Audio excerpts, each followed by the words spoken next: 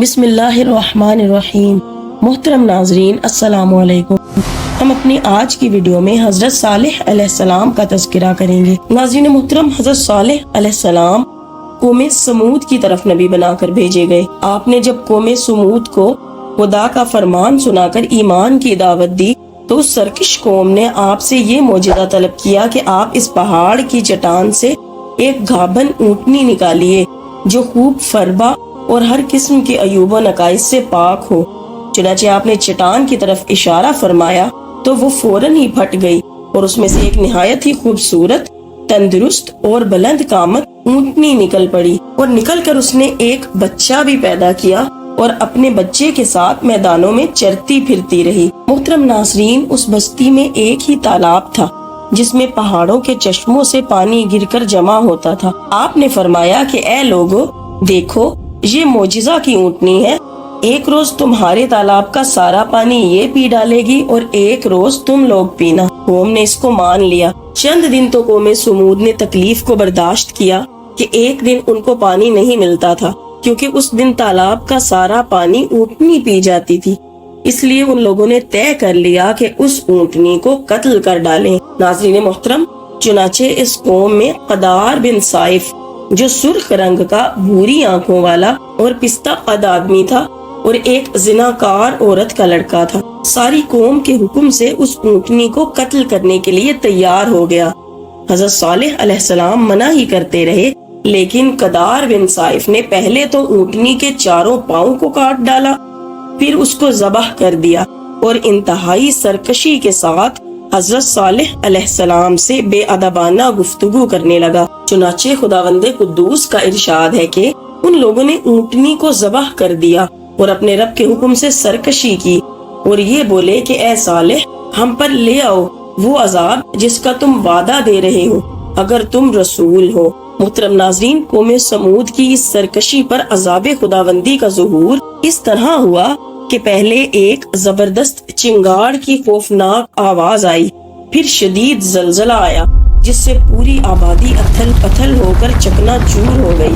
عمارتیں ٹوٹ ٹوٹ کر تہس نہس ہو گئیں اور قوم سمود کا ایک ایک آدمی گھٹنوں کے بل اوندھا گر کر مر گئے۔ چنانچہ قرآن کریم میں اللہ تعالیٰ نے ارشاد فرمایا، تو زلزلہ نے انہیں اپنی گرفت میں لے لیا تو وہ سب صبح کو اپنے گھروں میں اوندھے مرے پڑے رہ گئے۔ محترم ناظرین، جب حضرت صالح علیہ السلام نے دیکھا کہ پوری بستی زلزلوں کے جھٹکوں سے تباہ و برباد ہو کر اینٹ پتھروں کا ڈھیر بن گئی اور پوری قوم ہلاک ہو گئی تو آپ کو بڑا صدمہ ہوا، اور آپ کو قوم سمود اور ان کی بستی کے ویرانوں سے اس قدر نفرت ہو گئی کہ آپ نے ان لوگوں کی طرف سے منہ پھیر لیا اور اس بستی کو چھوڑ کر دوسری جگہ تشریف لے گئے، اور چلتے وقت مردہ لاشوں سے یہ فرما کر روانہ ہو گئے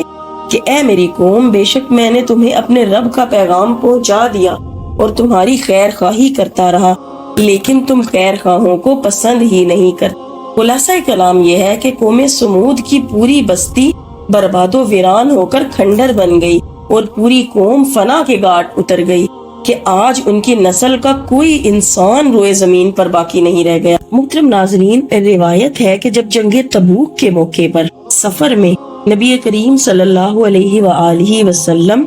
قوم سمود کی بستیوں کے کھنڈرات کے پاس سے گزرے تو آپ نے فرمایا کہ خبردار، کوئی شخص اس گاؤں میں داخل نہ ہو، نہ اس گاؤں کے کنویں کا کوئی شخص پانی پیے، اور تم لوگ اس عذاب کی جگہ سے خوف الہی میں ڈوب کر روتے ہوئے اور منہ کو ڈھانپے ہوئے جلد سے جلد گزر جاؤ، کہیں ایسا نہ ہو کہ تم پر بھی عذاب اتر پڑے۔ ناظرین محترم، اس واقعے سے ہمیں یہ سبق ملتا ہے کہ جب ایک نبی کی ایک اونٹنی کو قتل کر دینے والی قوم عذاب الہی کی تباہ کاریوں سے اس طرح فنا ہو گئی کہ ان کی نسل کا کوئی انسان بھی روئے زمین پر باقی نہ رہ گیا، تو جو قوم اپنے نبی کی آل و اولاد کو قتل کر ڈالے گی، بھلا وہ عذاب الہی کے قہر سے کب اور کس طرح محفوظ رہ سکتی ہے۔ چنانچہ تاریخ شاہد ہے کہ کربلا میں اہل بیت نبوت کو شہید کرنے والے یزیدی کوفیوں اور شامیوں کا یہی حشر ہوا کہ مختار بن عبید کے دور میں یزیدیوں کا بچہ بچہ قتل کر دیا گیا اور ان کے گھروں کو تاخت و تاراج کر کے ان پر گدھوں کے ہل چلائے گئے، اور آج روئے زمین پر ان یزیدیوں کی نسل کا کوئی بچہ باقی نہیں رہ گیا۔ حاکم محدث نے ایک حدیث روایت کی ہے کہ اللہ تعالیٰ نے اپنے حبیب صلی اللہ علیہ وآلہ وسلم پر وحی بھیجی کہ قوم یہود نے حضرت زکریا کو قتل کر دیا تو ان کے ایک خون کے بدلے 70,000 یہودی قتل ہوئے، اور آپ کے نواسا حضرت امام حسین رضی اللہ تعالی عنہ کے ایک خون کے بدلے 70,000 اور 70,000 یعنی 1,40,000 کوفی و شامی مقتول ہوں گے۔ چنانچہ اللہ تعالیٰ کا وعدہ اس طرح پورا ہوا کہ مختار بن عبید کی لڑائی میں 70,000 کوفی و شامی مارے گئے، اور پھر عباسی سلطنت کے بانی عبداللہ صفاح کے حکم سے 70,000 کوفی و شامی قتل کیے گئے۔ کل ملا کر 1,40,000 مقتول ہو گئے۔ بہرحال یہ یاد رکھیے کہ اللہ تعالیٰ اپنے محبوبوں کی ہر چیز کو محبوب بنا لیتا ہے، لہٰذا اللہ تعالیٰ کے محبوبوں کی آل و ازواج ہو یا اصحاب و احباب یا ان سے نسبت تعلق رکھنے والی کوئی بھی چیز ہو،